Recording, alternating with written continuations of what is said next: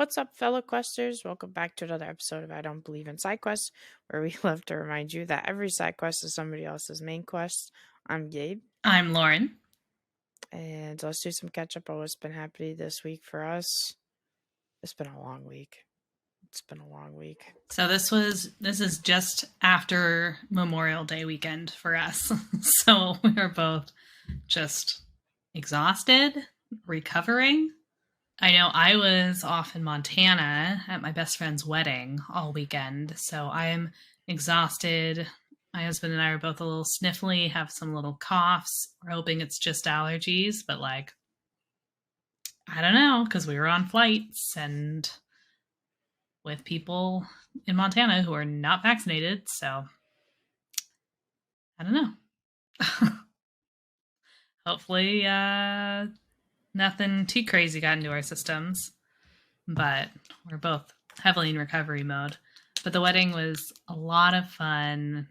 I hadn't met my friend's fiance before, so this is my first time meeting him, and so it was really nice, and I just got to see her family, who I haven't seen in a while, and our other good friend who was with us on The Bachelorette also joined, and so, and we hadn't seen her husband in a while either, and so her husband and my husband got to go and pounce around together while my friend and I were off being bridesmaids, and my maid of honor speech made the bride cry, so did that.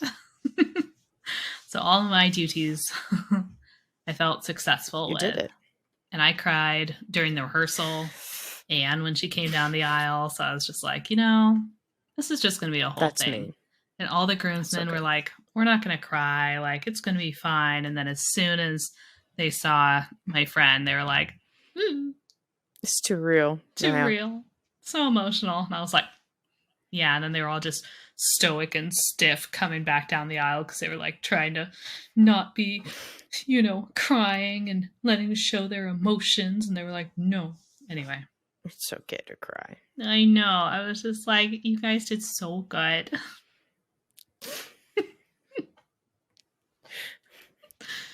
Yes. You guys did so good. It was, I don't even know. It was a weekend. I don't know. There was a battery explosion for our boat lift, and it just was a mess. A lot of things that could go wrong went wrong. But it's exhausting also because it's just the end of the year, too. And we've been getting a lot ready for, the kids and stuff to be done. And we had our program on Wednesday, so that was good. It went well.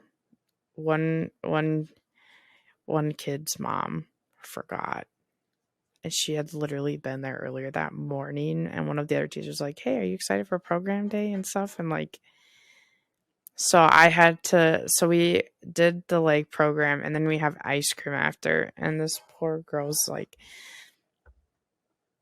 when they're done with the program, she's like, where's my mom? Where's my mom or whatever. And I was like, it's okay, I'll help you find them. So I could stay with her. And then I was like, okay, well, maybe she's down at the ice cream waiting for us. Let's go check. And then I got in line with her to get ice cream. And I was like, okay, maybe she's just, I don't know. Yeah. And eventually, I had to go take her up to parent pickup. And her mom is not usually like this, but she was in the first row for parent pickup, like the first row of the line. So we go out there, and the little girl goes in, and she's like, don't worry, Mom, I already had ice cream. And she was like, did I miss something? Is this a special day? I was like, it's the program. It was the program day. Oh, no. And it just breaks my heart. Since I've been there, every time there's one family. Mm-hmm. All right, to be fair, the Christmas one, unfortunately, the girl's mom couldn't get out of helping with one of the other daughters within the school's Christmas party. She had to go help, and it unfortunately was at the same time. And she didn't know when she signed up at the beginning of the year. And I was just like, that's super unfortunate. But when is the last day of school? Isn't it coming up? This Tuesday. Yeah. Okay. Today is June 1st, which is bananas. I don't. Yes. Yeah, we're literally recording this the day after the first episode of Nancy Drew came out. And we haven't watched it, so I have not been I watched it. It's on the CW.com, so I can go and I'll probably watch it tonight. But I've been not going on Twitter to not spoil it for myself. No, don't. No, I know. Don't look at all. Because it's not how some episodes are just, in general, for any show, are just kind of whatever, you know what I mean? I feel like this was a really important one. It was a really good comeback. So don't look at anything. Okay. I'll watch it right after we record this so that we can talk about it in 4 days. Tuesday. I'm so excited. Yeah. We don't even know what we're going to talk about in 4 days. Even better. Living the best life. You know what? It's fine. It's all okay. Okay, I feel like we have to get right into it. Because the Lara Croft, the Tomb Raider, we just have to get right into it. There's no introduction. We're just getting right into it. And this is why. Hear me out, sweetie. Okay, right? I was originally scripting the episode, and I was like, okay, we'll talk about it. The history. I was thinking about it in the Nancy Drew perspective, right? Do you remember when we did the deep analysis of the Nancy Drew? And I was like, okay, we'll talk about the history of the character. And then, oh my God, I spelled her name wrong for my first bullet point. Sorry. It really bothered me when I saw that. I know. And I was like, okay, then we can talk about the games, and then we can talk about the movies, right? I was like, okay, we can section this out. And then I was filling this all out, and I came across this thing that reminded me why I wanted to talk about Tomb Raider in the first place, why I felt like this is something we should talk about. So I feel like when I brought this up, it seemed like I wanted to talk about it just because we both love Tomb Raider and she's a female character. But the reason that I did is because... Hold on. Let me go back to the bullet point where I reminded myself of why this is really why I wanted to do it. Listen, my brain's a mess right now of so much information of Tomb Raider. I'm sorry. Just bear with me. I'm so excited. All right. Okay. So... Oh, well, this is whatever. It said the bullet point is Lara Croft has become one of the most recognizable video game protagonists, which is true. Yeah, okay. And I said, which is why I thought this would be an interesting topic. When you think about strong female protagonists or a game to represent women, I would dare to say it's Lara Croft or Tomb Raider, right? When you just hear strong female protagonists or female lead in a game series, I would argue our bias would be Nancy Drew, but I would counter that with the general population would say Lara Croft. Well, and I think when you say strong, also you do think, Lara Croft is a very physical character. Right. So when you think strong, tough, G.I. Jane situation. G.I. Jane, oh my goodness. True, very true. Right. And then I would say she's a very controversial is not the right word, but there's we'll get into that. We'll get into what I mean. I can only think so much at one time. Okay. So, because what I want to do is discuss Lara Croft, not just talk about her. Okay, so bear with me. What I thought as I was writing this out is I wrote down it's a page and a half, page and a quarter of what Lara Croft is, kind of the overall, all the history. And so I would ask that you bear with me to just info dump for a second. Okay. So that we can really get a discussion about it, because I know you're not as familiar with the game or early games and the early franchise as I am. So and who knows if everyone listening is, right? So I kind of wanted to touch point on things, and I feel like it will build a good foundation to have what I think is important to discuss about Tomb Raider. Okay. Okay. So I feel like this is pretty common knowledge, but Laura is, an archaeologist adventurer, and she travels around the world searching for forgotten artifacts and locations, which I don't remember if this is true in the beginning. I feel like this is true in the beginning. It's usually connected to some supernatural power. I think we see that. I don't know. Anyways, but she also obviously does a lot of infiltrating of dangerous tombs and ruins. I would say the thing that always kind of remains the same through the games, through the movies, through all of it, is that her origins are she's the only daughter and heir of the aristocratic Croft family. And if you had to pull out, usually I think the traits of her personality, they keep pretty consistent. She's usually portrayed as intelligent, athletic, elegant. She's typically fluent in multiple languages, which I feel like one would hope that if she's, you know, looking at all these different things. I wrote down and determined to fulfill her own goals at any cost. I'm not so sure how I feel about that one. I think that one depends, so I might scratch that. I'm not going to say that's yes. But yeah, she's an aristocratic, filthy rich, highly educated, adventurous Maybe young it's woman. like she's willing to like put her life and resources in peril in order to achieve what she's trying to do versus like Maybe. any like other people's safety and whatever at any cost. Part of me is like, I'm not sure if I am biased now from the new trilogy because that's what I've most recently played. And that Lara Croft, I would argue, doesn't at any cost. I feel like she still has a sense of morality, and thinking about. I don't think she thinks.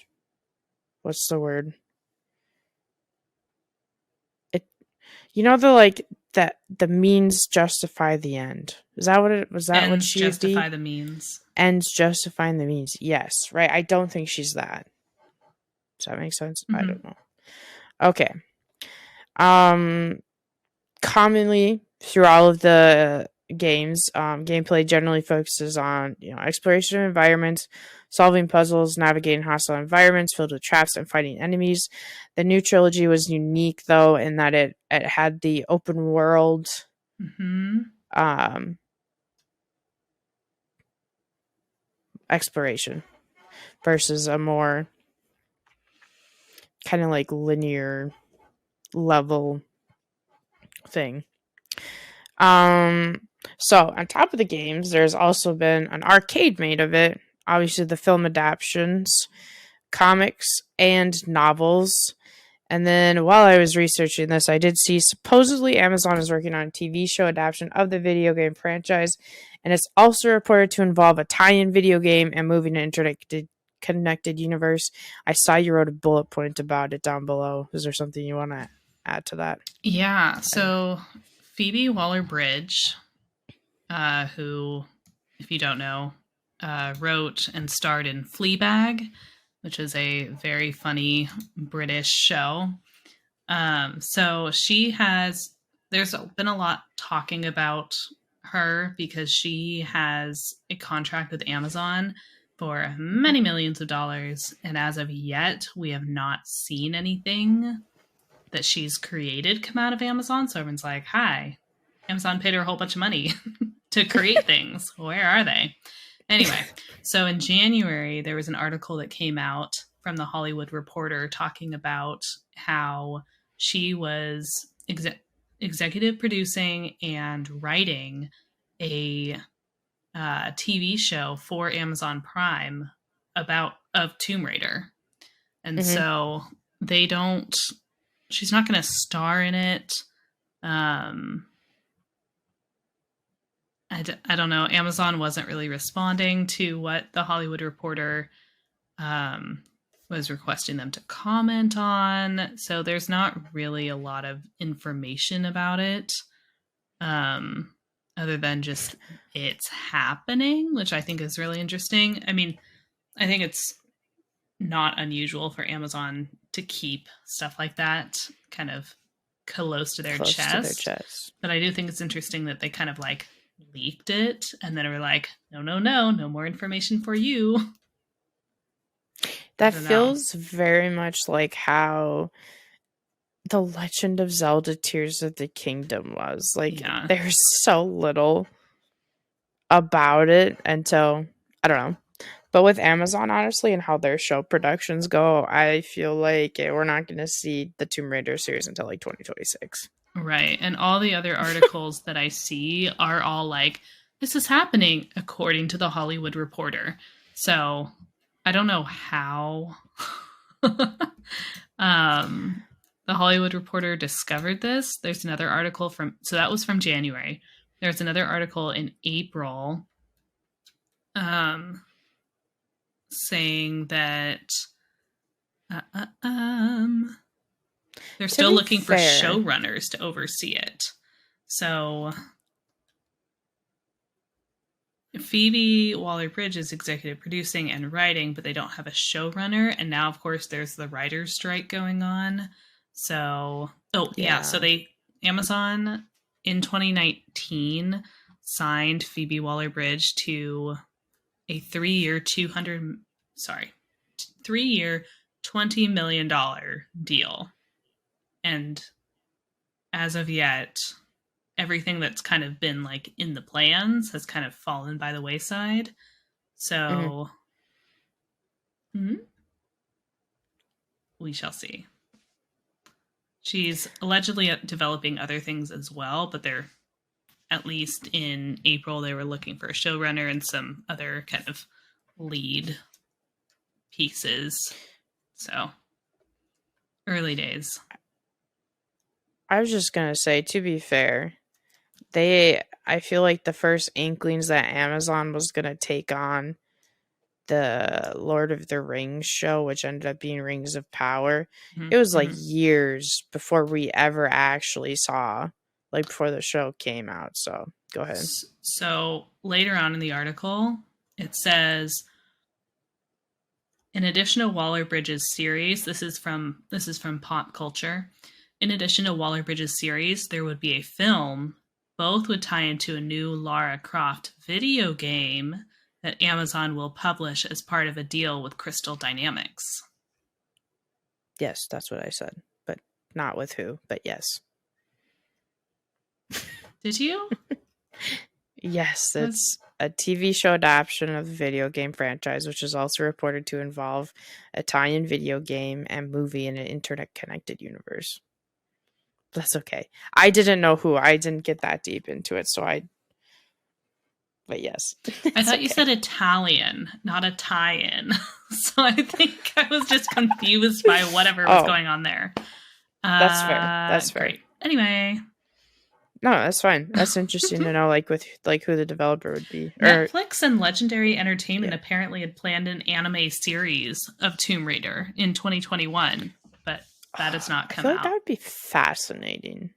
Like, there's been so many different medias of Tomb Raider. Like, why not have the anime Everyone loves a franchise. Yes. That's interesting. I didn't know all that, so I'm glad you found that. Okay, where it all started. Development of the original Tomb Raider game began in 1944, which then released in 1996. What? Oh, 1994? Yeah. Perfect. What did you think I said? 1944? I was like, excuse me? No, 1994. Okay. And then released in 1996. I have this later on, but I want to bring this up right now. But she was supposed to be a man. She wasn't even Lara Croft, which I think is why this took 2 years, right? From 1994 to 1996, was that she was supposed to be a man, but they were worried that it would be seen as like too much like Indiana Jones, you know what I mean? Like they're trying to copy Indiana Jones or something like that. That's fair. I think there definitely is some sort of perception of her being kind of the female Indy in many different ways. just I because they would, both tomb yeah, raid. I suppose I would agree with that. Yeah, I feel like at least I feel like when Uncharted, I think Uncharted was after Tomb Raider. Um, but usually when they to compare to the gaming sense, they always compare her like put her against Nathan Drake, right? Mm, You have the Tomb Raider for like the rest of the world, and then Uncharted isn't that PS specific, I think, or something like that. mm-hmm. Anyways, I thought that was interesting. So that's why she even became a woman to begin with, as they were like, yo, oh, wait, you have your cursor on it, or I have mine cursor on it. Yeah, it would be seen as a derivative of Indiana Jones to change the gender. Hmm. Okay. So it was so successful, they began developing a new game annually for the next 4 years. And Jeez. I know, I made a comment because this made me think about when Nancy Drew was pumping out 2 games a year and just like, but then this is even more complex than, no offense to a Nancy Drew game. Oh yeah. And I was like, holy cow. And so I was not surprised when they were like, yeah, this caused a lot of strain on staff. So then by the 6 games, there were difficulties during development. I think it was actually the 5th game that flopped on release. So I guess I think it was the 5th and not the 6th game that there were difficulties. Yeah, so because of that, they switched to Crystal Dynamics, and that's been the series' primary developer since. Apparently, the developers tried to kill the character off. After, like, when the staff was like tired of like, they were like, we don't want to do this anymore. They're like, all right, what if we just like killed the character off? Why that Very didn't happen Arthur or work? Conan Doyle. True, true. I'm tired of this. Let's have him just die. I mean, yeah, except it's the main character, so like, yikes. But yeah, anyway, sorry. No, true. It didn't work. Why it didn't work, I don't know. Glad it didn't work. There's also been other developers who contributed to spin-off titles. I also think this is a typo. Sold over 90. Okay, not this part. Sold over 95 million copies worldwide by 2022. Okay, I could believe that. It's this part where I think this is meant to be 2022. The whole franchise has generated close to 1.2 billion in revenue by. There's no way it was 2002. I'm gonna guess it was 2022. So either I mistyped or I don't know. Probably. Okay, and then something that I think we really clearly need to address. If you'd like to scroll down to the pictures while I talk about this, Okay. the evolution of Laura visually. So how she started, I think you could call them just booty shorts, but I wanted to say short booty shorts. With a belt, tank top, combat boots, backpack, and then I think she's meant to have technically a utility belt in this, and then the harnesses or holsters on her thighs with twin pistols. Okay, The so shorts get shorter. oh yeah, yes, That's I so didn't interesting. necessarily. Part of it is I don't even think it's that they necessarily get shorter. It's anatomy improves. You know what I mean? Like I don't think these initial ones are meant to actually be high waisted booty shorts. Mm. That's just kind of how they are because that's what they were capable of. But I don't know. The gap between the shorts and the holster is why I feel like, although that middle one definitely got shorter, that one definitely was more like The brown shorts, yeah. spandex. Mm-hmm. Yeah. Yes. Right. So halfway through, besides the shorts getting shorter, the tank top starts to become more of like crop top energy. And I'm like, okay, midriff, hello there. Welcome to the 21st century. Just kidding.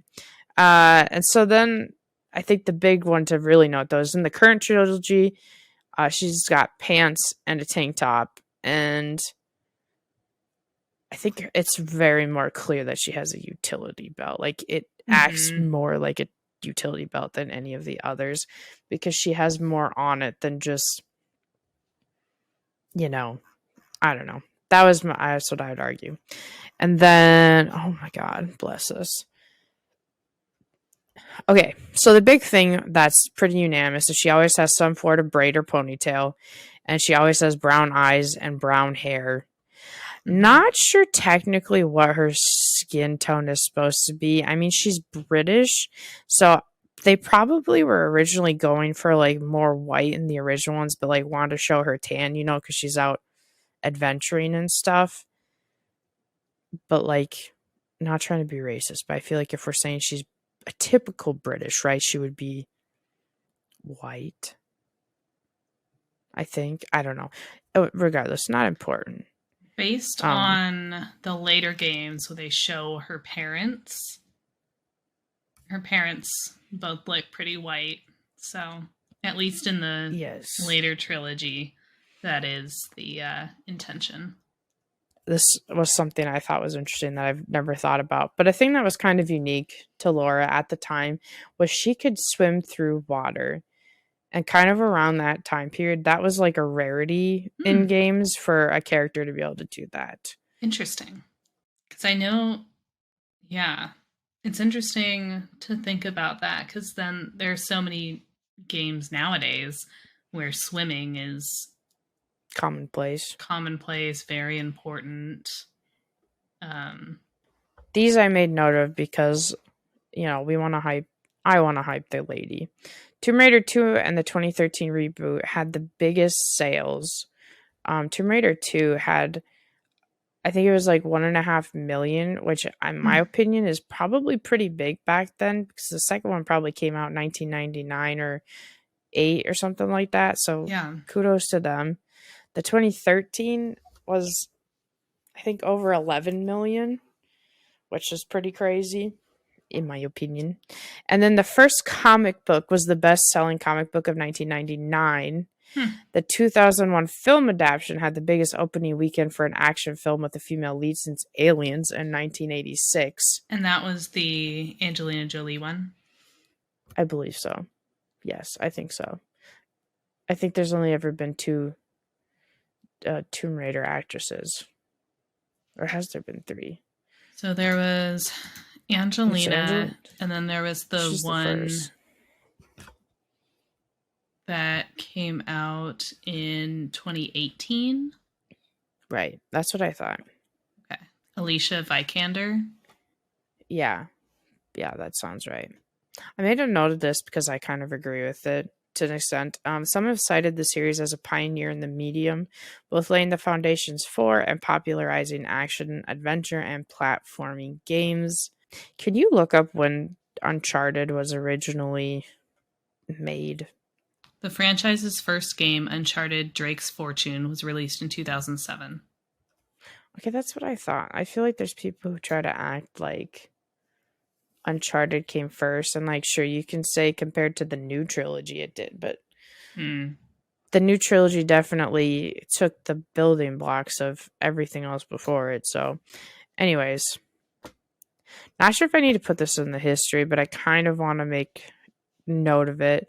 Obviously, Laura's sex appeal was the main draw for early fans, and this is a facet Eidos exploited for marketing and attempted to emulate in other products. Some think her popularity stemmed from player empathy with her ability to survive tough situations, alongside, okay, this part I don't agree with, alongside contrasting against weaker female characters, such as Princess Peach. I don't.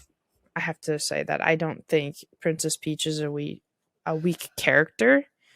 She just, I mean, she's a product of what they created. I feel like she doesn't necessarily have a weak or a strength. She's just kind of there for Mario, TBH. I feel like she's not even a character. And not because I'm trying to be mean. I have nothing against Princess Peach. I love her.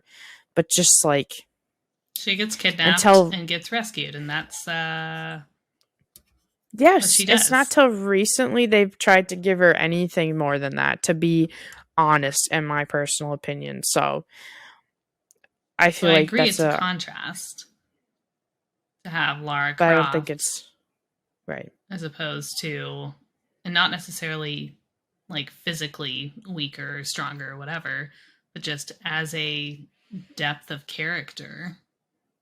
Like, we don't know a Right. lot about Princess Peach, and she doesn't do a lot. And She's just like a prop. Bless her. Okay, and then this is the last important part. I don't know if it's important. Lara's both hailed as an empowering figure for women and a negative role model due to her hypersexualized and unrealistic appearance. And this all just screams Barbie to me. You can see I wrote Barbie. Of yeah. like, I feel like that's how a lot of people feel about Barbie. The big thing that like gets me about Laura and why I feel like this is really important to discuss is that I feel like it touches on how over sexualized women are and how like in gaming for a female character to succeed they have to be seen as sexy, which is so sad to me. It is so sad. And this was such an interesting question to me. Someone had said was bless us. Okay, Laura sprung from the mind of a patriarch, right? Can she still be a feminist icon? So, before you answer what you think of that, this was something else someone said that I did agree with, which is so sad to me with the sex appeal stuff, right? Her sex appeal is what made her one of gaming's most groundbreaking characters. And if she had been less sexy, she arguably couldn't have gotten away with being the lead of a video game franchise. And, you know, there's not many games with an exclusively female playable character. Usually, if there's a female character, it's that you can choose to be a male or choose to be a female. All right, hit me with your thoughts. So, I think there is space for characters, individuals, whatever, to start out one way and transform and become something new. Like, I feel like the maybe original Lara Croft and then this new trilogy, new, quote unquote, in the last 10 years, whatever, this new trilogy, it is the same basic character, like the basic characteristics, but Right. there's so many fundamental differences. Like, Lara's younger, Lara's has all of these feelings. She's an actual real person and not simply just like a hottie on the screen who you can control. Like, so I feel like because of what has and can be done with the character, just like with Barbie, she can be whoever you want her to be. You can consume the pieces of media that are her in a way that you like, and people can consume areas of media in which she is like super sexy and ridiculous if that's how they want to view the character. Ultimately, she's a character. Like, she's not a real person who we're, you know, having to say, well, was she actually a good person? I don't know. Like, what was the purpose of her? Like, she's a character, so we can mess around with her all that she wants. I think this was made for the original Tomb Raider too, but there were user-made game patches with titles like Nude Raider, which were made solely for the purpose of removing her clothes to reveal her pixelated body. Which, if that's actually true, I don't know if that was for the. I don't think you could do that necessarily for the first game. Yeah. So it probably would have been later stuff. I will also say that there is definitely I don't know if it's like a market, but there's definitely a strategy of, if you want to get your name or whatever out there, think like Lady Gaga. Like, Lady Gaga, she was just like, I have a great voice. I can either go out and just have my great voice, or I can say, you know what, I'm going to be wild. I'm going to be crazy. I'm going to be wearing all these kooky outfits. No one's going to know what to expect from me. And now that that's happened, now she can kind of shed some of that kookiness and just let her voice shine because she made the impact. And so to have a female led action game, who are you marketing this towards? At the time, you were marketing to primarily men. How are you going to get men to download your game and want to play as a female lead? She's going to be hot. Okay. Yeah. If that's how you have to like get her out there, fine. Well, that's what the critics of the time said too. They're just like, she's designed as an adolescent male fantasy, chest twice as wide as her waist, and all of that. You're like, true. And then because you brought up this point too, which I thought it was funny. I saw in 2000 the media was crediting Laura with her originating the concept of the cyber babe, which is the idea of the hyper unrealistic female game character who served as a repository for male fantasies. Oh God. So like on the one hand, yes, she's not a person. So if somebody wants to see her naked, okay. She's not human. In some ways I'm like, it doesn't, that's fine. They can go and do that if they want to do it, whatever. It's pixels on a screen. It doesn't matter. Right. It only matters if they then act in a way towards her that they and then if they feel empowered to act inappropriately towards human women because they're like, well, I can do it to my little e-girlfriend or what. Like, I think if you either are young enough or are, don't have the social whatever and translate any sort of like abusive or controlling or whatever behavior that you have to an on-screen character, if you translate that into your real life and try to treat a human woman inappropriately or badly, that's what I care about. I kind of don't care what you do with characters in video games as long as you can separate that out from real human beings and say, whoop, all right, well, I'm not going to do that.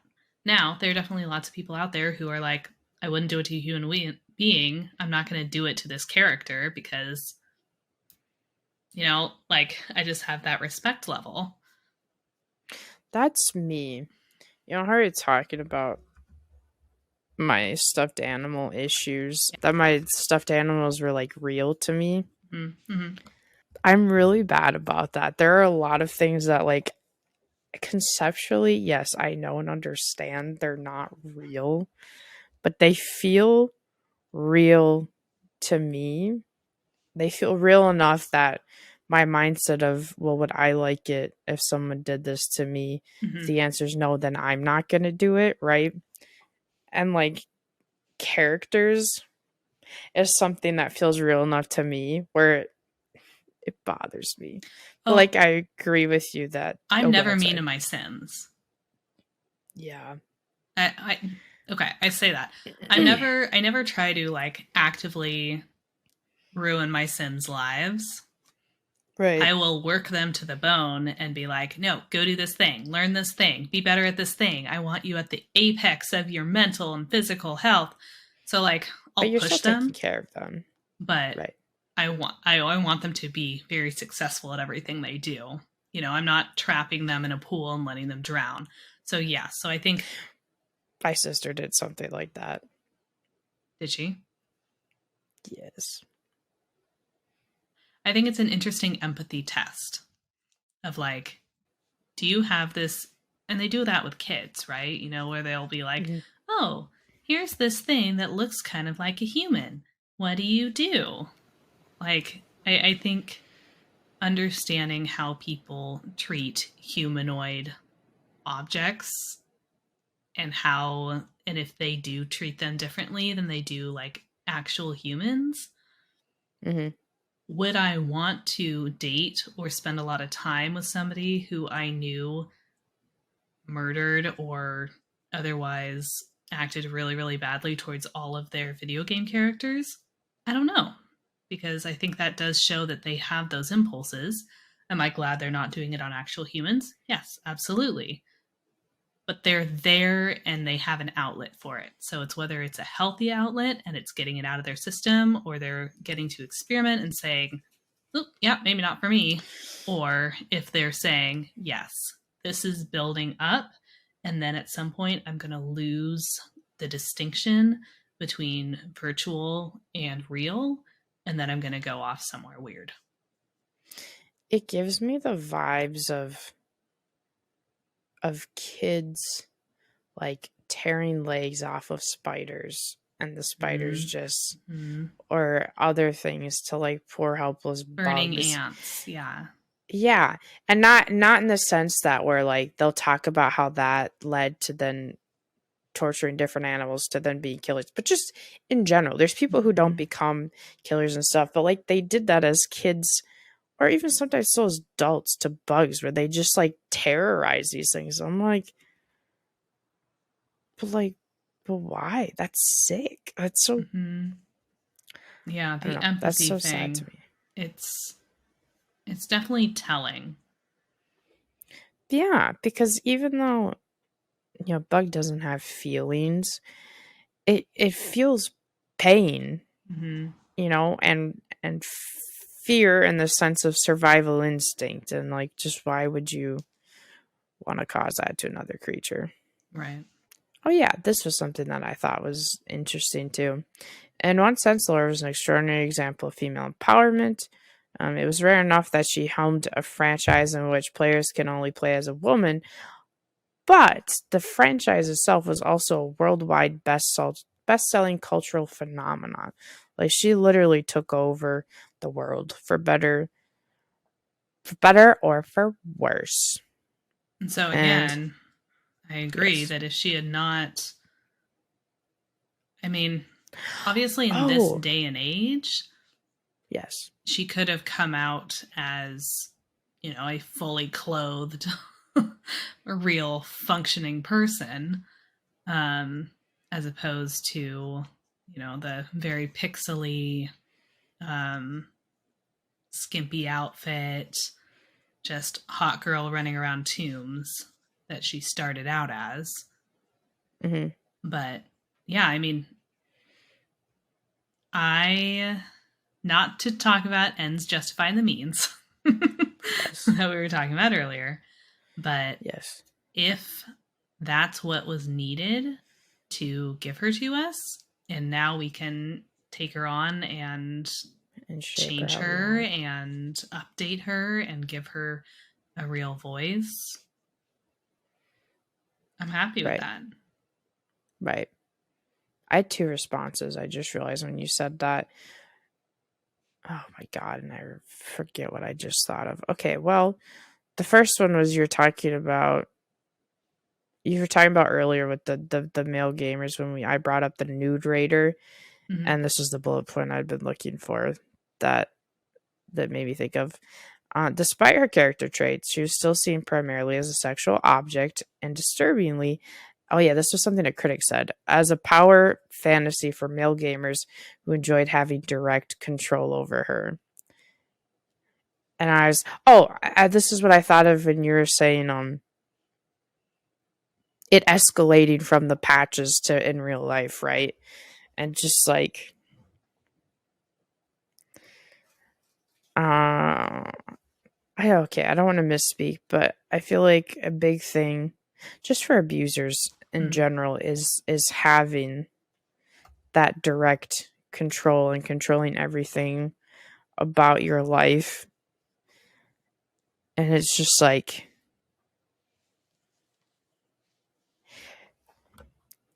not I don't know. I don't want to think of gaming as gateways to things because I think that's not necessarily true.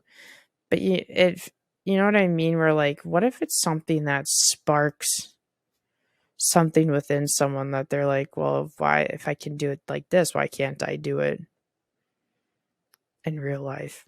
I don't know. It just made me think of that. Yeah. Well, and again, like, if you and I are playing the game and we're saying, great, we're playing a game. We got her going. We're going to have her go do this thing. We're going to have her, if we're not, I just feel like it's a mentality that either you have or you Right. don't, where As I most say, I people feel are like playing it and they're like, I'm playing a video game and controlling a person. Awesome. Like, it's, I was thinking more of like I feel like there's the mentality of like you are the character, or it's you're controlling the character, or at least that's kind of how I think. And when I listen to people talk about it, right, is there's the people who when they play a game, they take on the characters like they are that avatar, yeah. whatever it is, and that's how they're gonna play. You know what I mean? I remember what my other thing was is we were talking about how we could reshape it with and you're referencing the new trilogy, and I forgot to look this up because I was talking about Laura as a product of the patriarch, right? And it was like she was made by a man. I guess I don't know if it was all of her games because I don't know about the new trilogy, but at least the ones before that were made by mostly men teams. So now I'm interested in that. Is the new trilogy? Go ahead. Is it a female? Well, it's that female writer. Remember, we talked about her in one of our spotlights. Yeah. So I don't know about the rest of the team, but My thought more is like how much did the female voice actually influence the new trilogy? And if it wasn't, I don't think it has to be mostly female, but if it's mostly male, is it really us taking Lara Croft and reshaping her for us, or I don't know what the or is, but you know what I mean?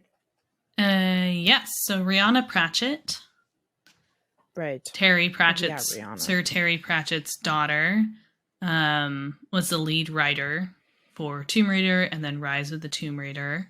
She also wrote the comic Tomb Raider: The Beginning, and so she was heavily involved in the character work and again the writing and the story of the new Tomb Raider series.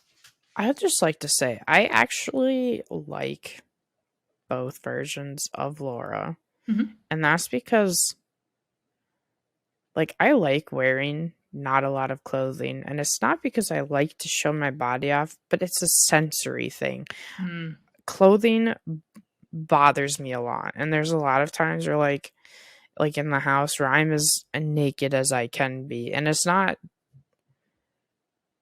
because I necessarily want to be or I'm like a nudist or something, but just like it just feels better. It feels most comfortable. I've said this. If it was socially acceptable for me to only wear a swimsuit, I would do it because that's when I feel the best. When my arms and legs aren't like constrained in fabric and stuff. And so like I look at her and I'm like, dude, Laura, that's what I would be wearing, doing what you do, because it's hot, it's dank, you're working your booty off, and I sweat like a pig. Like that would swimming. be me. Yeah, and yes, exactly. There's so much stuff, right? And she's a hot badass. I mean, at the basic level, like, cool. That's why tons of girls dress up as her for Halloween. That's why they had Angelina Jolie play her in the movies. I don't have a problem with her being a hot badass. But she doesn't have to be. She doesn't have to wear that to be a hot badass. No, she could still be a hot badass and other stuff. But then I also like, and like that, right? The new Laura still looks like a hot badass, and she has pants on. Well, and even in the Angelina Jolie movies, I think her first scene when she's like in a tomb. Doesn't she have big khakis? Yeah, but I think No. in Yeah. the first scene she does wear that outfit and then kind of immediately changes and wears other typically like sleek form-fitting things, but she doesn't get back in the booty shorts. To be fair, I would see how wearing sleek, form-fitting clothing would be advantageous in what they do because you don't want your clothes to be catching on stuff. Mm-hmm. Mm-hmm. But then there's those people who are just like, oh, but it's just for sexiness. And you're like, okay, buddy. I also love her boots. So she wears like shit kicker combat boots. Oh yeah, she has to run. She has I to think that's climb awesome. walls. I Yeah. love those Yes. Angelina Yes. Jolie movies. I love them very, very Was much. there only one? There's two. Wait, Angelina Jolie's in two? I don't know if I've ever seen the second one. There's two of them. One's just Tomb Raider. Just Lara Croft Tomb Raider, and that came out in 2001. And then 2 years later, there came out the second one, Tomb Raider: The Cradle of Life. Because on the first Tomb Raider, she is wearing kind of like a little booty short situation. She's not in it very often. And then the second one, she's wearing like a full sleek little outfit. But yeah, she has a bunch of like. Honestly, her Tomb Raider gave me so much like Charlie's Angels vibes. Yes. I thought she was awesome. Yes. Yeah. 2001, I mean, that was peak, just like girl power, wear a little outfit, kick some ass while looking good. Like that was everything that was happening on right there. She really does look like the original Tomb Raider. Like if you look at her and kind of like the pixelated, she really does. Yeah. Good for her. Mm-hmm. Mm-hmm. I don't know why I'm so shook by this. Wait, okay. What was the new Tomb Raider? Okay. So the second one is she's going to Greece and she meets up with... What's it called? I meant. Sorry. The Cradle of 2018. Life. I found it. The new one. I just wanted to look at what she looked like. She just looks more like the new trilogy. Yes. Tomb Raider. Yeah. Which is awesome. Because that new trilogy started in 2018 and again is like a younger Lara Croft as she's kind of started in 2013. 2013? Yeah. Yeah. So then 5 years later, out comes this new Tomb Raider, and it is a younger actress playing more of like a early 20s Lara. See, I think she looks like Lara Croft too. She gives me early, like young Lara Croft, you know. Yeah. Like 18 to 24. Maybe like 20. Yeah, like to 24 kind of Lara Croft. Mm-hmm. And then Angelina Jolie gives me a more mature, in her 30s. She's been through some shit. Lara Croft. I know. What a time. And John Voight played her father. Wow. I will say I feel like her boobs are a little more realistic in that, like, with what Lara Croft does, she would have to be pretty physically fit. And when you get that kind of physically fit, your boob turns more into a muscle, right? It starts getting more of a like pectoral kind of look versus boob. If you haven't seen obviously these movies, please go see them. They are such a good time.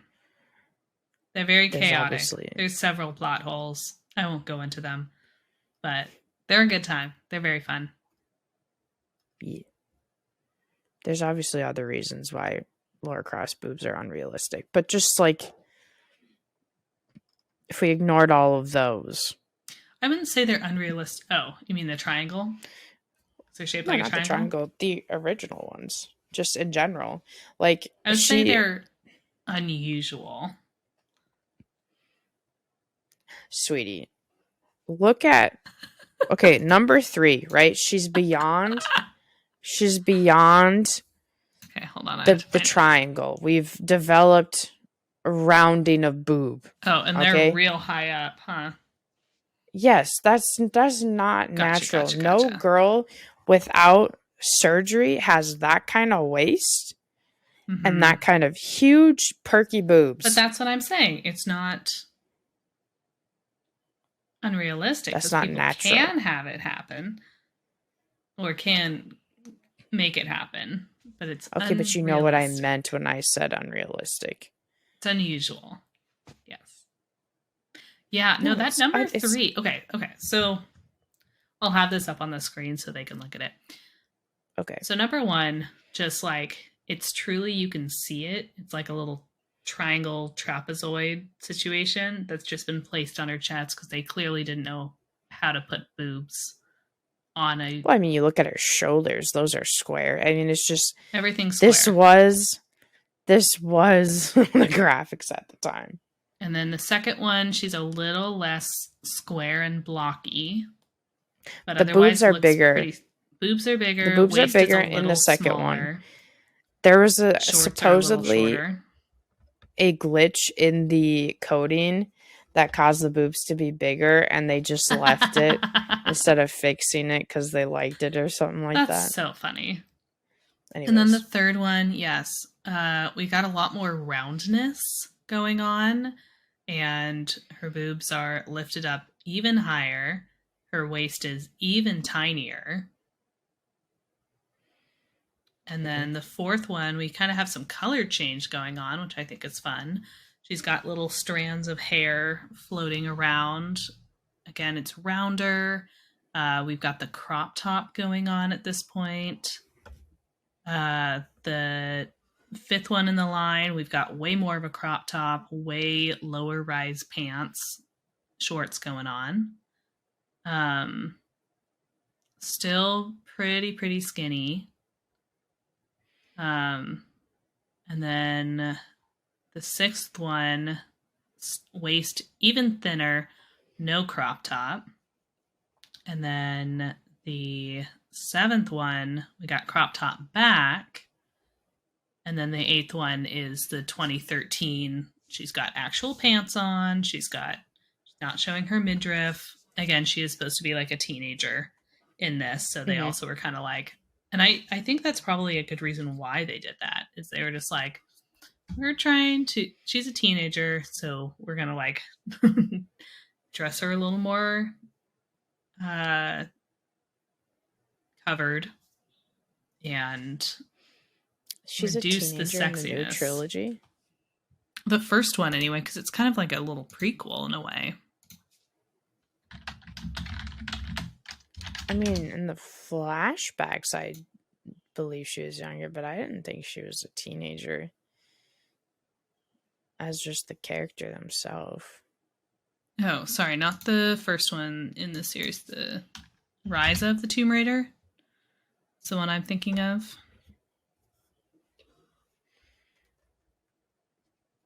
She's pretty young. I'm not sure how. I don't think they say how old she is. I feel like she has to be 20. There's no way she's still a teenager. There's no way she could just do all the stuff she does as just a teenager.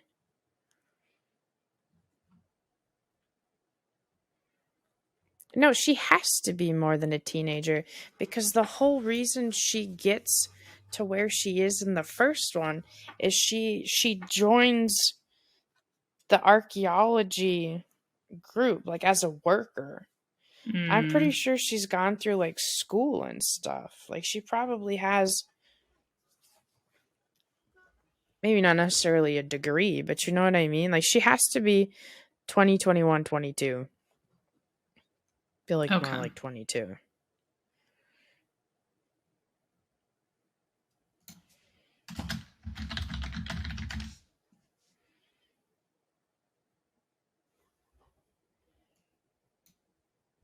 Also, I'd just like to say,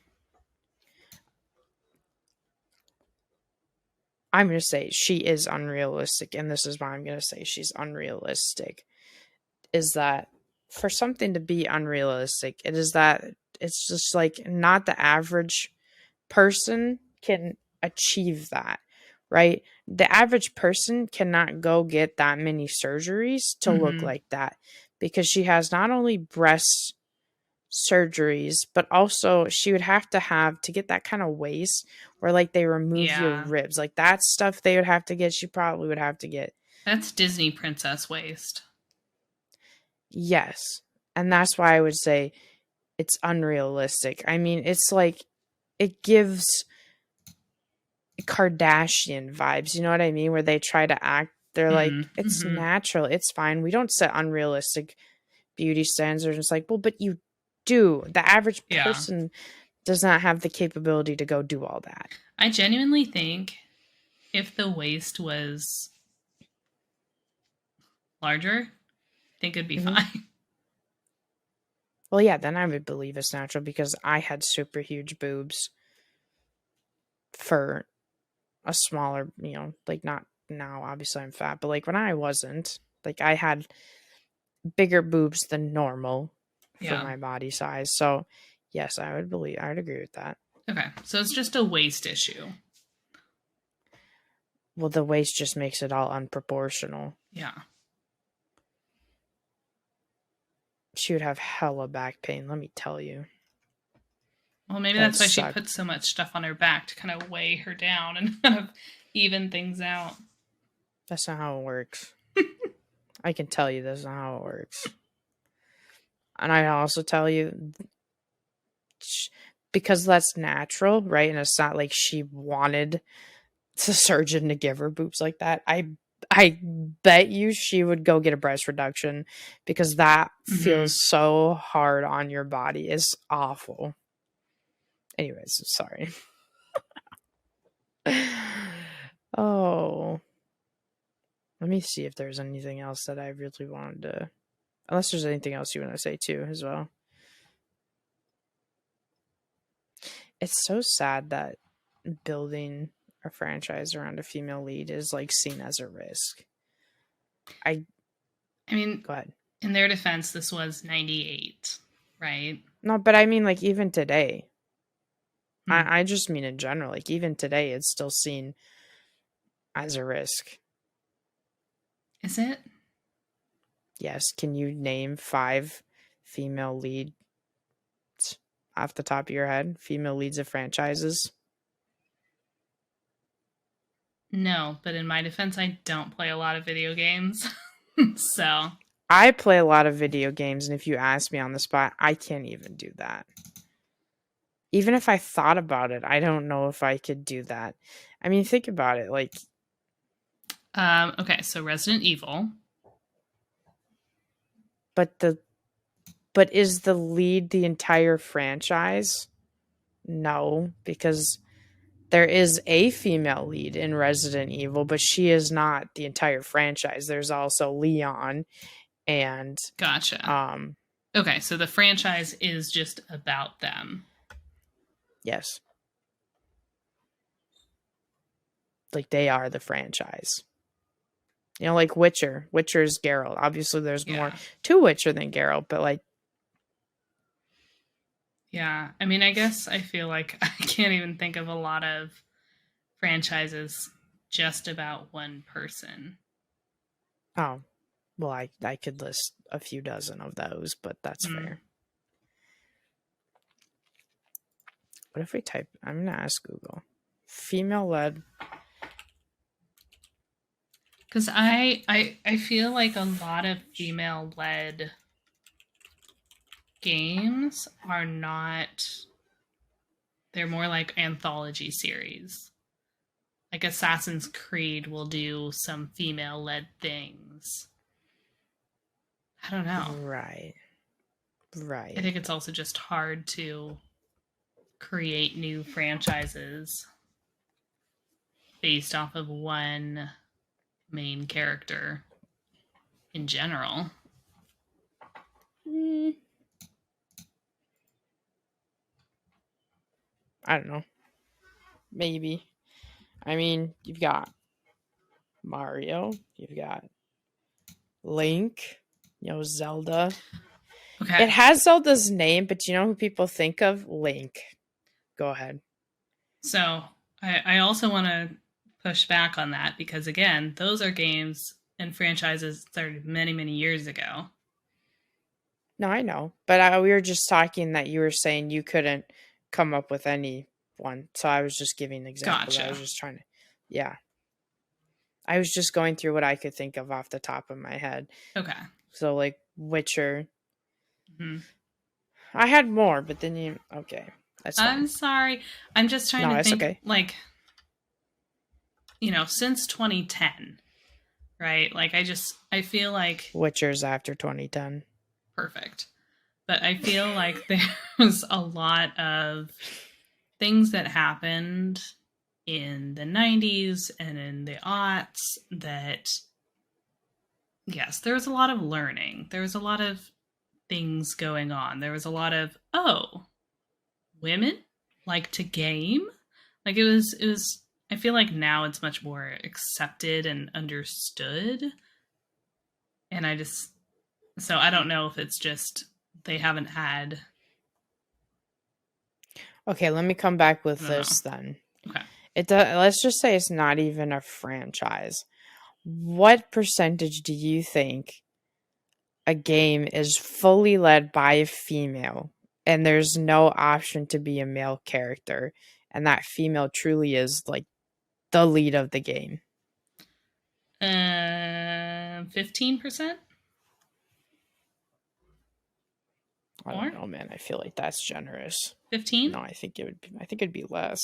Yeah. I feel like it's less than that. I don't know. I have no idea what the exact percentage is. This is just me posing that question since you're saying there's not a lot of, you would say, franchises about one person. Which I don't know if I agree with that. I still feel like there are, but that's fair.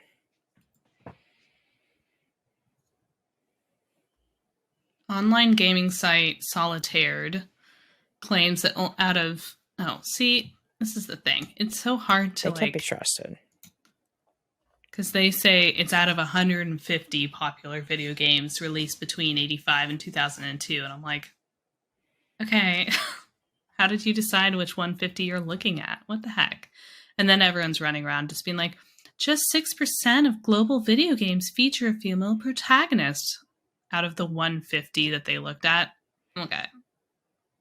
Well, if they went based off of sales, right, and they ranked games according to sales, then I would be more willing to trust them when they say the popular. But they don't say why they're saying it's the most popular. So yeah. But I feel like franchises like Assassin's Creed and like I guess the Resident Evil, the female characters were earlier.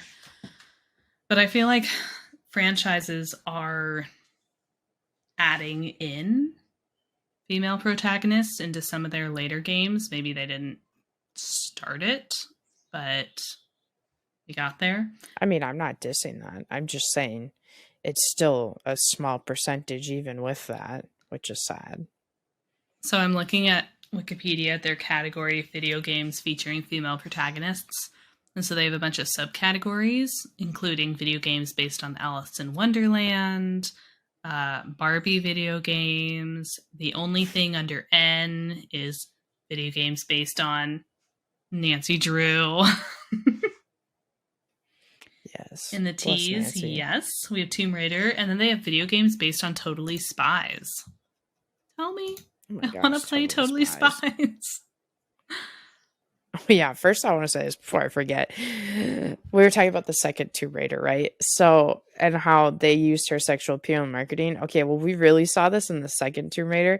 They made an ad campaign, sweetie, called Where the Boys Are. And this campaign suggested men were abandoning traditional male spaces, like the strip club, to go hang out with Lara. And then in 1999... I just had to go to court to keep Lara's name and the Tomb Raider logo out of Playboy, which they won because they argued that such a public association of the character with pornography would forever ruin her image. Yes, this was another interesting point. Before I get to, I guess, what I really wanted to say too, The ongoing cultural conversation about boobs, Laura's boobs, has arguably done more to curb systematic sexual objectification in gaming than to perpetuate it. Thoughts on that?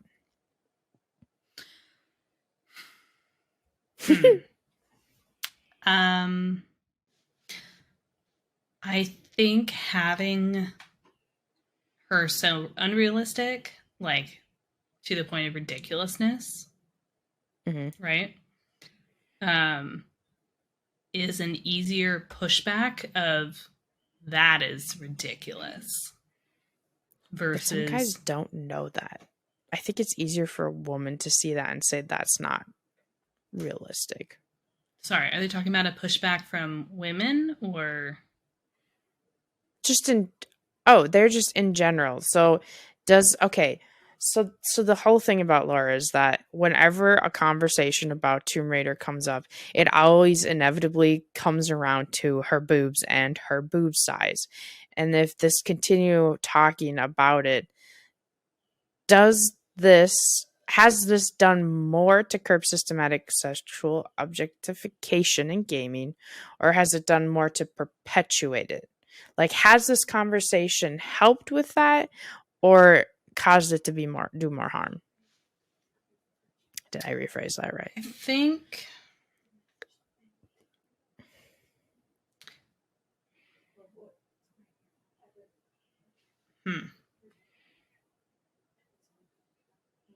Right?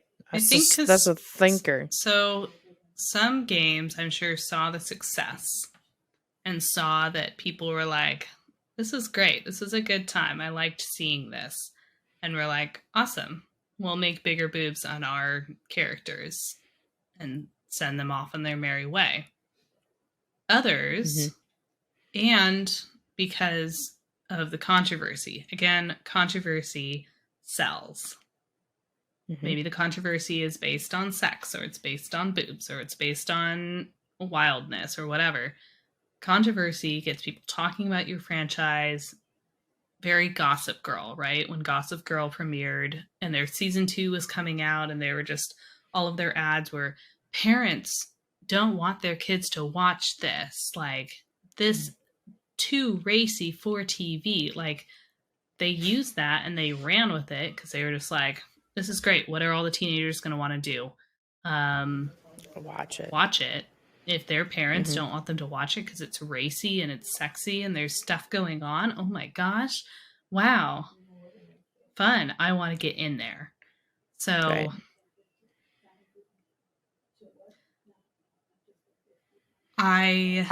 I push back on the idea that because teenage boys see a character on a video game who has big boobs, that affects their expectations in life. I struggle. I struggle with, like, they may find it hot, sure, but No, is that let me affecting throw their something life? at you for that. And it's not because I disagree or anything. It's just like the devil's advocate, and hearing you say that makes me think about, so what about all the studies that show that, people who watch porn get unrealistic ideas for what happens in sex and like what their partner should look like down there? Yeah. I guess partial rebuttal is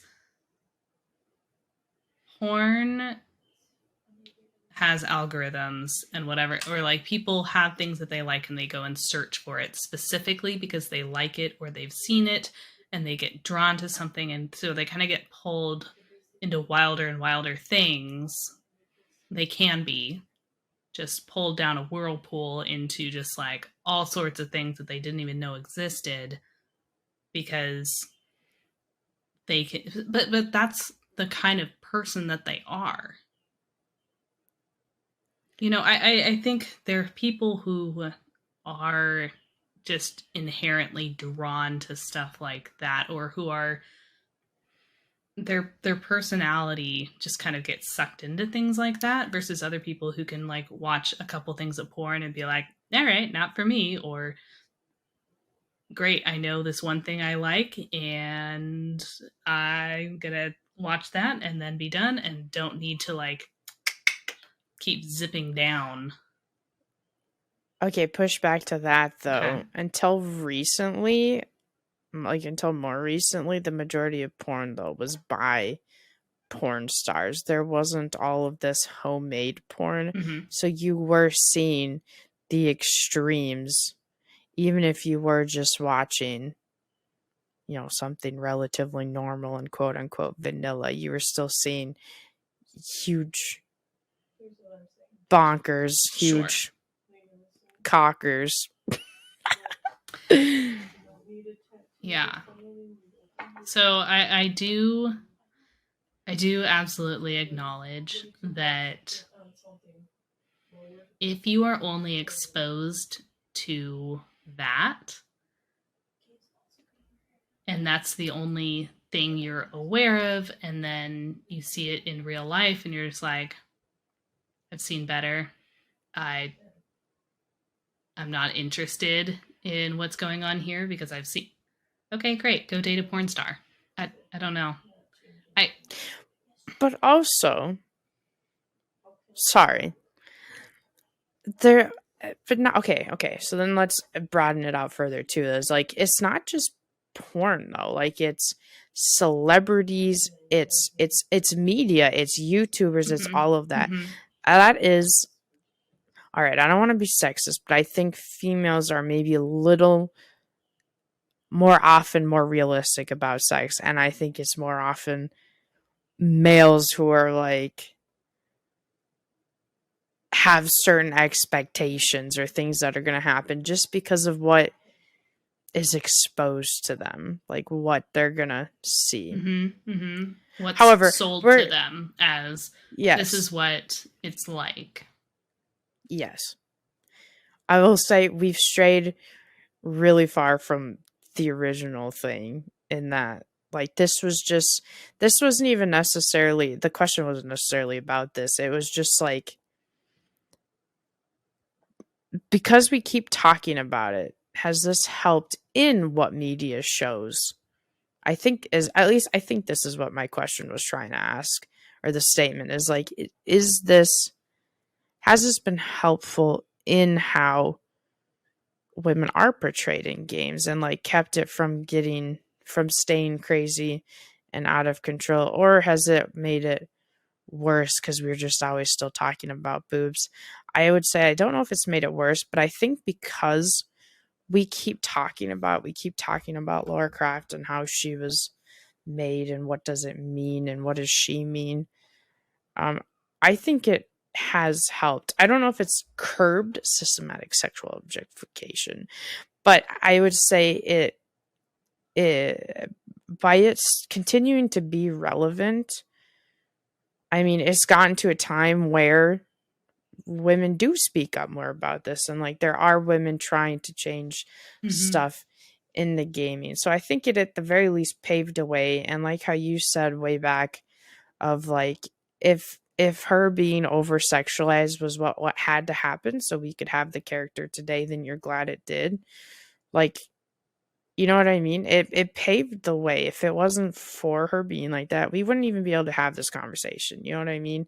And because she stays relevant, we can keep talking about it and see how we can change And what's I going on. also feel just like she does have such an extreme body. So again, Yeah. I just feel like it's very easy for women to say, I don't. It's not reasonable for a normal Right. person to look like that. Right.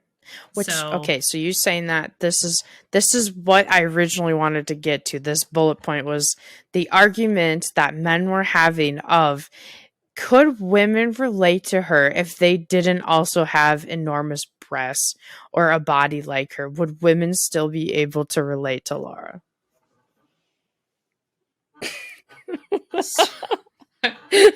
Can you repeat the question? It's not a question. It was that I saw this statement and like there's like multiple critics saying this and like developers and stuff too, I think, that were just like, can women even relate to her if they don't also have enormous breasts? Can men relate to a character who doesn't have an enormous dick? I know. I was like, this is wild. Like, what? I knew, I saw that and I was like, oh, I have to bring this up to Sweetie because you'll have the same, just like, what? That I had. And then it was led up by a guy being like, her impossible anatomy made her a sham of a feminist role model. You can't trick me, gave me companies. So that's what makes me mad, right? So yes, does she have a silly little Barbie boob waist ratio? Yes. Yeah. Does that make her less cool and less badass? No. No. Does that make women go, ugh, she looks like a porn star. I don't like her.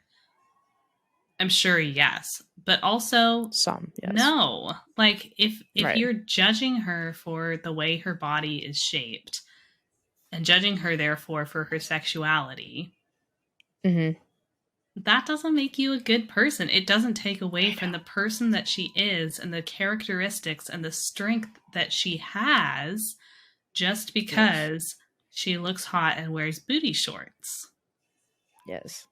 This is maybe going to make me sound sexist, but I feel like women are able to better transcend that kind of stuff than men, just because of how our brains are formed and work. Like, we just, Men are very, very visual creatures, and women yeah, appreciate it, but absolutely can also just move past go it. beyond it. Yeah, and get deeper. So, like, I saw that and I was like, I don't think a lot of women really care or think that. And then, okay, that's right. And then this was further followed up by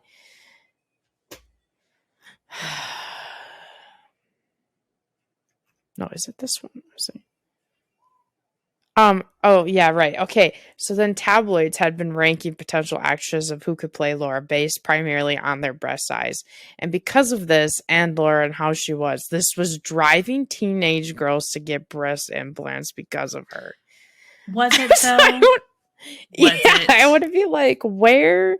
How? Give me your where? statistics. Was it also just like it was the early 2000s and people were just doing that? Was it just like that was trendy because we had just left the Coke thin bodies of the 90s and we were moving a little bit different? We were just doing different body shapes in the early 2000s. And so everyone who was super, super skinny in the 90s all of a sudden was just like, I might want some curves so I can start filling out whatever.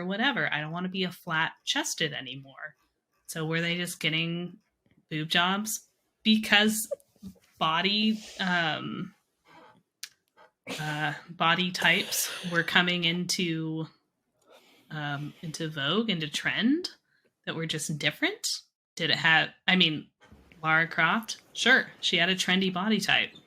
That doesn't mean she led the trend or was the trend. Or shamed women into doing that kind of stuff. That's just such just like parental panic of just like, this thing is happening. It's affecting the children. No, it's not. It's there. And this is what I was trying to get at when I was talking about like porn and like everything else is like, it's one game. Do I think Lara Croft on her own did this? No. Do I think that the developers who created her did it in a vacuum and led this, boys have never seen big boobs on a pixelated character before. Let's do it. Like, no. They were following a trend. They were not leading a trend. They definitely kind of led that. There was definitely not that kind of boobage on female characters before that, but also because graphics didn't really In video games, sure. do it. Yeah, yeah, But yeah, in like video games. comics, every single comic that had a woman Oh, in it yeah, no. Yeah. was just atrociously large breasts. Like Mhm. comically large breasts. And Well, so they're I feel like they comics. were just like, "Oh, all right, well, let's Yeah. put her in this." I don't know. Yes. So I don't think that she was the catalyst for any teenage, like, sure, I'm sure there were plenty of teenage boys who played the game and were just like, this is hot, I like this. Big boobs, tiny waist. And they were like, huh, no one else has ever thought of this before. Fabulous. And that just sent them down a path of oblivion. I don't know. Do you think the Kardashians led the what's the word? I don't know if I mean trend, but like led the way for no, not led the way. Nope, wait. I have to think about how I'm trying to phrase this. Do you think the Kardashians have caused women to think they need a bunch of plastic surgery? Or have been maybe like the forefront of the cause, like led the way, and then there's the trickle down. I guess my thought is that like a driving force. Do you think they were a driving force in that? Kardashians There we go. are saleswomen. Yes. And they are trendsetters. Yeah. That is their job. And so, do I think they saw things happening, saw momentum? Because they aren't leaders of trends. They are not early adopters necessarily. They're kind of the leaders of that second wave of just like normal people moving on to something. And so maybe they're the end of the early adopters. So like the most of the early adopters have already come in, they've started doing their stuff, they've started like showing off their looks, and the Kardashians pop in and say, whoop, I want to do that. And then general population, it kind of gets in their vision, and then they're going, oh, interesting. Because I know there were lots of girls who were going into MAC or Sephora. I'm not. Wait. Let me stop you. I'm not talking makeup. I'm talking specifically body standards and plastic surgery. Right. But there were girls who were going into MAC and Sephora saying, I want to look like Kim Kardashian. Right. And Yes. And I feel like those type of people who would go in and be like, I want to look like them, makeup probably is not enough. So I think them changing stuff about themselves so obviously, so regularly, but I think so many other celebrities do it. I think there are so many celebrity trends, and I think they hop on them as soon as all their little assistants come running in and saying, ooh, like Blake Lively's doing this, or these people are doing this. And then they go, okay, interesting. Which one do we think is going to be impactful or going to get the most buzz or get the most excitement or whatever? And then they go and do it. And then, yeah, I think people see it happening, but they probably have seen it happening on some other big celebrities too. Because the Kardashians don't necessarily want to be the first to do something because they don't want, they want to see the momentum behind a change before jumping into it themselves so that they don't make a fool of themselves if nobody comes with them.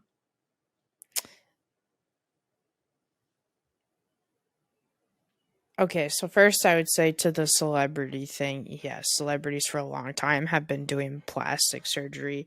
Sure. We all know they do stuff to look as good as they do at 50. We're not idiots. I would say they are more of the extreme of plastic surgery. And Mm-hmm. I would say when it comes to plastic surgery, which is what I was more initially talking about, they couldn't have been early adopters regardless, because that's something that has been a possibility for a good while. Mm-hmm. So I would still say they were trendsetters for that, because when they really started doing it and going crazy with it, right? You get like, okay, so this is how I'd say it, right? Very obviously, A-level celebrities did it. Not all of them, a lot of them, whether it was a little bit or a lot of it, right? They all are doing the crazy stuff that rich people can do. Mm-hmm. Okay? But I would say it was not as common for B or C level Mm-hmm. celebrities to be doing it. And then when you had the Kardashians doing it, not only did that become more common, but then you had like YouTubers who don't even fall in B and C celebrity, they were doing it. Or there's all the Instagram normal people becoming Instagram models doing it and doing all of that. And so that's where I would argue that I think they were a trendsetter for that, and I would say I think they were a driving force for setting for the societal beauty standard becoming even more unrealistic than it already was. Yeah. Go I ahead. mean, I think Instagram in general Yeah.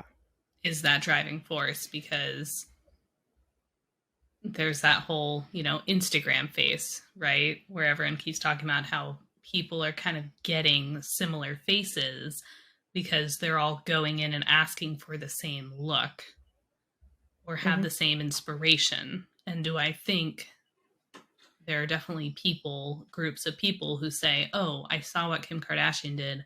I want my face to look like that. Yes, absolutely. I still feel like they were like one of the first dominoes that set down the thing, even if they maybe don't further perpetuate it now. I think they were probably one of the first groups to be really open about it. Like, I feel like most of the time, plastic surgery was kind of like, ooh, it was kind of a secret if somebody got a nose job or somebody had stuff done.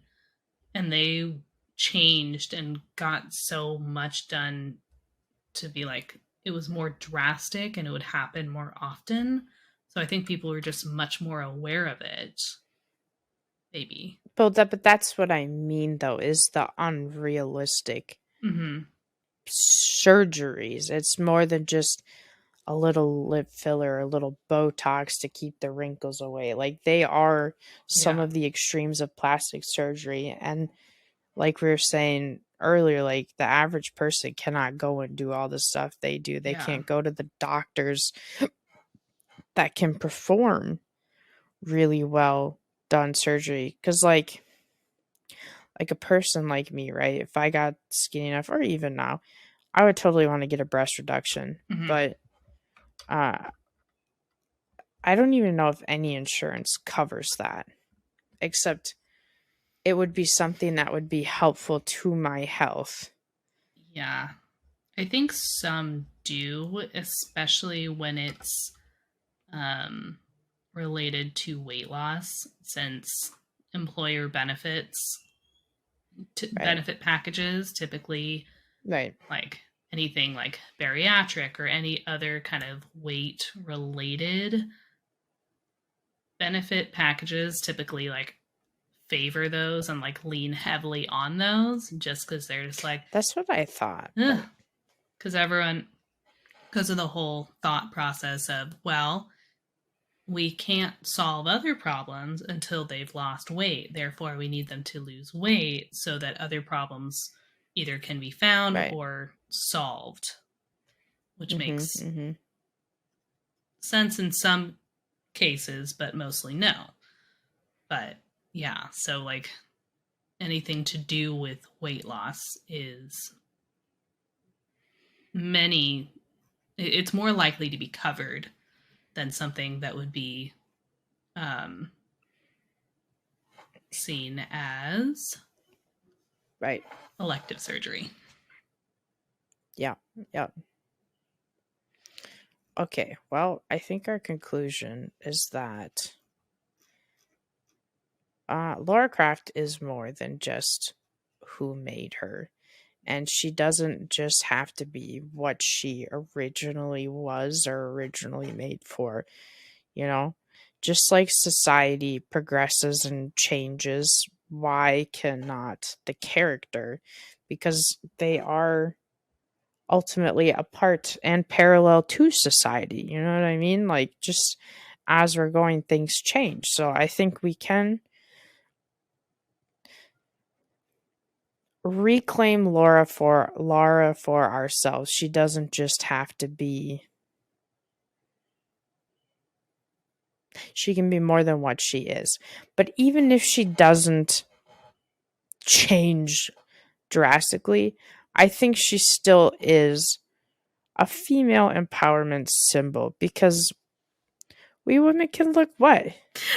It was so that comic of like the blonde, big boobed woman walking along, picking up a book, and then turning into like, that kind of alternative, just nerd girl.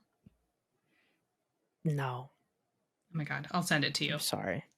I don't know. I think she can still be a strong female empowerment because I feel like something people forget is a character is ultimately what you make of it. You know what I mean? Like you don't I've said that too much tonight, you know what I mean? Good lord. It doesn't just have to be what society says it is.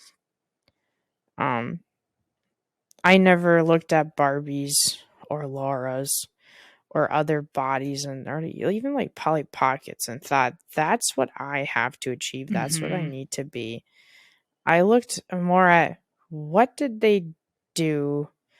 What did they say? What did they believe in? And that was how I related to that character or not, or thought they were worth looking up to or not.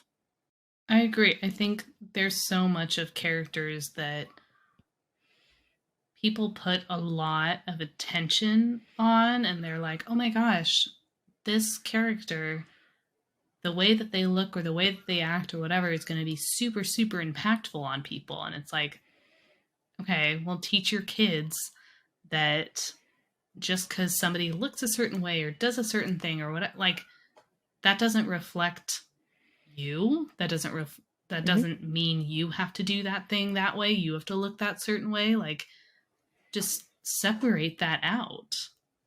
Yes, she's more than just what they made her. She can be what she is to you. And I think it's good that we keep talking about Laura, just in general. That's society. Like, we keep remembering her because, sure, maybe franchises now, don't know if I agree with that, but maybe now franchises aren't now focused on one character or one set of characters. That's probably agree with it a little bit. I still think there are plenty of franchises focused on one character, but that's fine. Oh my god, when I forget my point. It continues to bring attention to representation Mm. in gaming, and that not just for females but for everyone, that there are characters out there that everyone can relate to, and it's not just certain characters that we have no choice but to decide, do we want to relate to them or not. That there are characters out there for us, are us for us. So I think it's good that it's continued to be a discussion. I hope it still continues to be a discussion, which is why I thought it was important that we talked about it to further that, because I think it does shine light on that representation, but also to remind us that a character can be more than just what you physically see. Just like Mm. they're like, don't judge a cover by its don't judge oh my god, don't judge a book by its cover. Yeah, guys, quit judging covers by their books. Honestly, the audacity. Actually, that's fair. There are some really atrocious covers for some really good books, and it's very sad. It is. It is. Because there's so many people who look at the cover and like that's really all you have to decide, do you want to read the book or not? You get a small paragraph and the cover of the book, and you could miss out on some really great books because that's what you're judging after.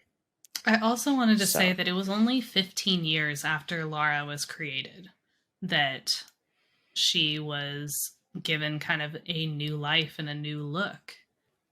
yeah. And so, it's been 24, 25 years since Lara Croft first was introduced. So, Mm-hmm. in another 20 years, who knows what we're going to know or remember about the franchise. Like maybe Right. the first 10 years were this wildly sexualized creature. And then from then on out, we're just like, nope, we actually don't need that. But I was also thinking about how this works in reverse for some characters, right? Because Lara Right. started out sexy and then it's been turned a little more realistic versus a character like Velma from Scooby-Doo, who started out as just like a normal ass person. And then Right. now, anytime, Came like if you look up Velma God. in like Google Images, turn your safe search on. I mean it. I mean it. Yes. I also would not be upset if she kept some aspect of sexiness. Lara, just saying. I feel like I'm glad that's a part of her because I think it the way they are seeing how that would not be an empowerment. I think it is an empowerment because it reminds women like you can be sexy. You don't have to not be sexy. And there's many ways to be sexy. Totally agree, because I feel like there's so many things that are made like for women and for girls that have all sexiness sucked out of them. Mm-hmm. Because it's so sterilized. It's so just like, no, we're a perfect, pure little angel. Like, nope, what do you mean? What are you talking about? Like, I'm just here hanging out. And I feel like that sets people up for trouble too. If they don't have anything happening and all of a sudden they go out in the real world and they're like, oh, you can't just say stuff like that. Like, you have to be mindful of how other people will take things because not everyone has good intentions like that. Right. So, yeah. Okay. Well, I'm really glad we talked about that. That's another episode I really enjoyed talking about. All right. Well, if you have a developer game or side quest you want us to talk about or any local anonymized gossip you simply must tell somebody, please let us know on Twitter at nosidequests or email us at nosidequests@gmail.com. And if you'd like to see our lovely faces during the podcast, we post each episode with video to our I Don't Believe in Side Quest YouTube channel. Before I go into our plugs, just plugging the Twitch channel. Who knows when this will come out, but we have done, at least by this time we're recording it, one stream, and probably by the time this comes out, multiple streams. So please, don't be afraid to drop a follow to our, I think it's No Side Quests, right? Our Twitch is No Side Quests, to be able to see us when we are live. I think we're going to try and post VODs on the YouTube, so you at least are able to do that. But you can find me, Gabe, at nenyaadamas on Twitter, Twitch, YouTube, and Instagram. And you can find Lauren at sweetie_patat on Twitter, Twitch, and YouTube. I don't know why I got an accent, but I just felt like it when I said your name. I loved it. We didn't really say Lara often enough in an accent. We were just kind of like Lara. But you know what I mean? Lara. Yeah. Yeah, you have to have the underlying Lara. Anyways. Lara. You're like, what are you talking about? It's fine, don't worry about it. It's a meme. Not a meme, kind of a meme, but it's true. Anyways, bye! Bye!